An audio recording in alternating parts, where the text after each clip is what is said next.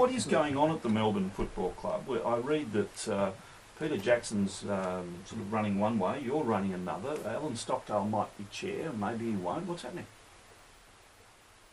Well, look, to be honest, everything that we've put in place at the Melbourne Football Club is going along well. I mean, in fairness to Peter Jackson, he is going about what he has to do to help rebuild the club. The Commission discussed the financial package again last Monday, and we're pretty close to finalising that.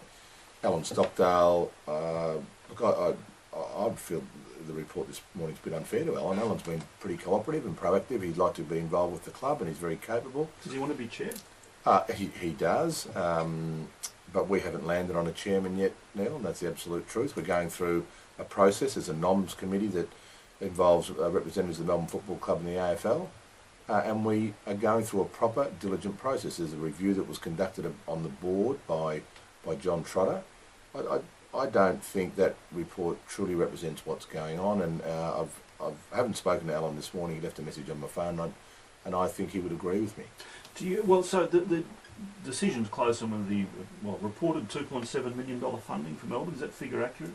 Not entirely accurate. I mean, there is a couple of nuances with the package, and in particular there will be highly conditional, Neil, and there's some of the things we're finalising at the moment. Will it be conditional or partly conditional on who's chairman?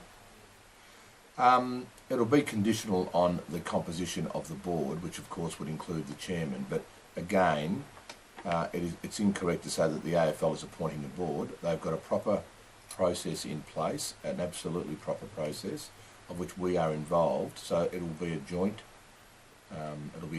project with the AFL and the Melbourne Football Club. What sort of person would you like to see as chair?